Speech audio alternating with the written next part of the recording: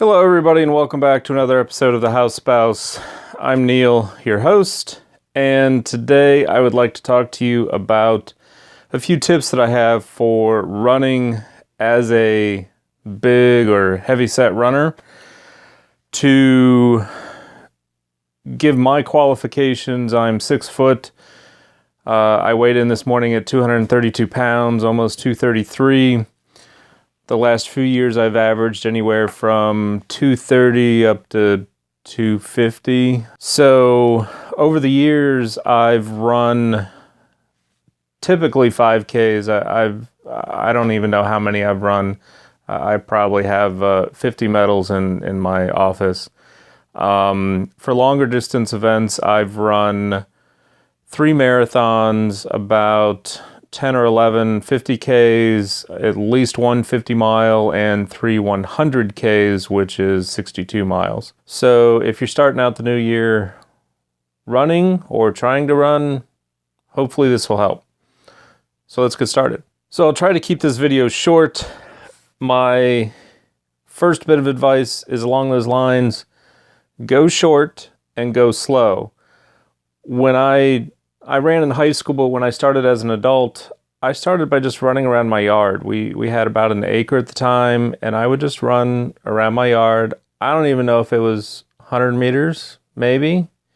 Was not very far, and I would just run a lap or two, and that was it. The other part of that is to go slow. Don't think that you're going to go out and, if you've never run before, suddenly go out and run 10 miles. That's very rare. You need to start slow, start short, take it easy.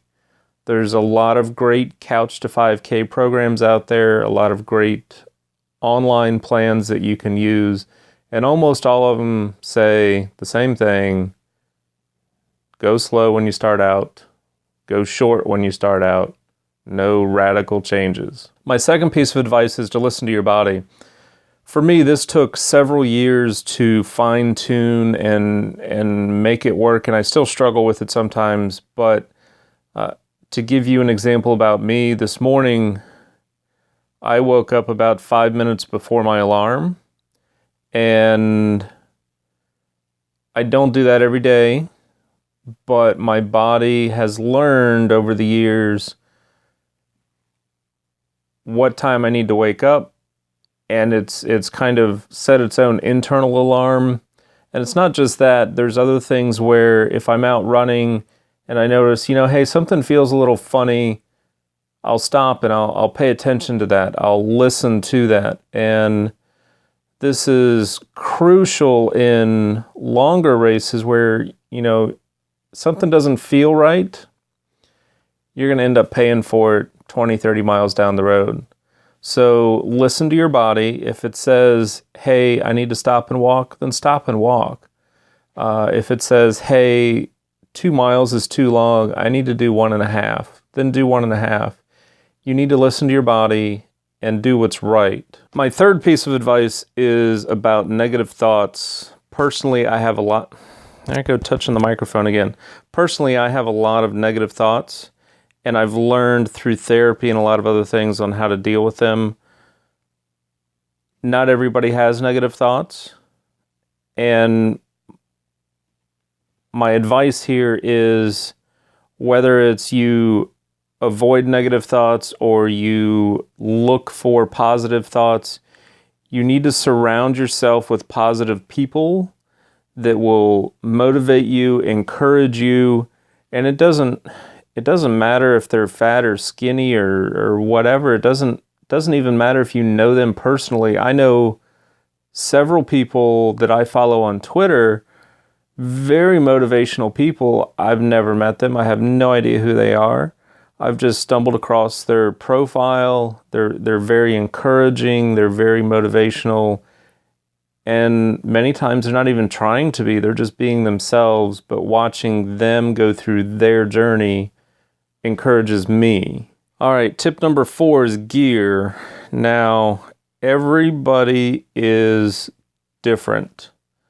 And maybe that should be the 4th tip, is that everybody's different. What works for me may not work for you, whether it's the clothes I wear, the shoes I wear. The important thing is to find what works for you, and don't get discouraged if you can't find it right away. It took me 3 or 4 years to find the right pair of shoes. It took me even longer, probably 6 or 7 years, to find the right pair of socks. Once I found those two and combined them, it was like magic. I didn't have any more problems with my toes or my feet.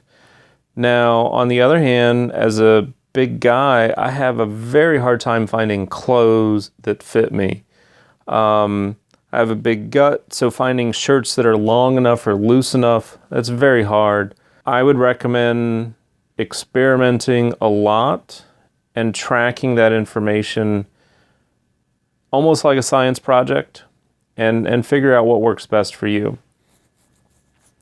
Along those lines is my 5th tip, especially for bigger people.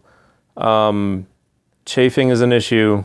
As I said before, everybody's different, so what works for me may not work for you. I've tried a lot of different things. I've tried Body Glide, I've tried Mission skincare products, I've tried monkey butt powder, talcum powder, Gold Bond. I've tried Vaseline. I've tried lotion. I've tried everything under the sun, and the only thing that works consistently at preventing chafing and preventing blisters is A&D ointment. I don't know why it works. I had another ultra runner tell me that that's what they used on their feet. I've used it on my feet and a lot of other places. Works perfect. I know some people use olive oil too. Whatever works for you, test it out, see what works. It may or may not be messy, but see what you can find to actually work.